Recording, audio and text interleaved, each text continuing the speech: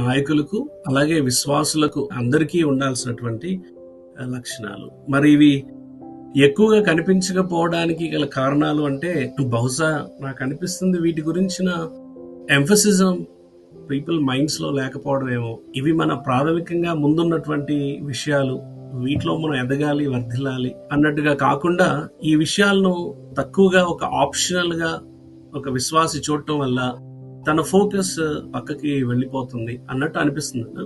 తర్వాత the other reason, ఒక మంచి గాడ్లీ మెన్ తో అసోసియేట్ అయి ఉన్నాడు గాయు. అపోజిట్ పౌలుకి చాలా preyed, so intimate, so close.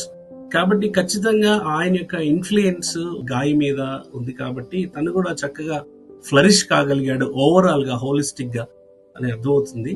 మరి ఈ రోజుల్లో అది కూడా కొంచెం తక్కువే. People are so busy, they don't have time to spend with their mentors. Godly people తో కూర్చొని అసోసియేట్ అయ్యి వారి దగ్గర నేర్చుకునేటువంటి మనసు కూడా లేకపోవడం, ప్రస్తుతానికి ప్రపంచం చాలా బిజీ అయిపోవటం, ఈ ఇతరత్ర కారణాల చేత ఇలాంటి లక్షణాలు చూపించలేకపోతున్నారు. ఇంకొక ఆలోచన నాకు ఏమొస్తుందంటే, ఏవైనా ఇలాంటి మనం మంచి వర్చ్యూస్, క్యారెక్టరిస్టిక్స్, లక్షణాలు మనం మాట్లాడుతున్నాం అనుకోండి, సహజంగా జనాలు ఏమనుకుంటారంటే విశ్వాస బృందంలో ఇవి కొద్ది మందికి సంబంధించినవి, ఇవి అందరికీ కాదు, ఇవి నాకు కూడా కాదు, ఇవి కొద్దిమంది లీడర్స్ కి, కొద్దిమంది సేవకులకి, లేకపోతే పెద్దలకి, ఒక హై ప్రొఫైల్ పీపుల్ కి వాళ్ళు చేయాల్సినవి అన్నటువంటి ధోరణిలో కూడా, అంటే ఒక మంచి సాక్ష్యము, సత్యాన్ని అనుసరించి నడవటం, బిలాము బోధ, లేకపోతే ఇట్లాగా సత్యము కరప్ట్ అయిపోతున్న పరిస్థితుల్లో లేదు, నేను సత్యం కొరకు నిలబడాలి, అనుసరించి నడవాలి అన్నటువంటి ఆ తపన, ఇదంతా మనకు కాదులే, ఇది కొద్ది మంది ఒక సెట్ ఆఫ్ పీపుల్ కి అన్నటువంటి ఆలోచన కూడా పీపుల్ లో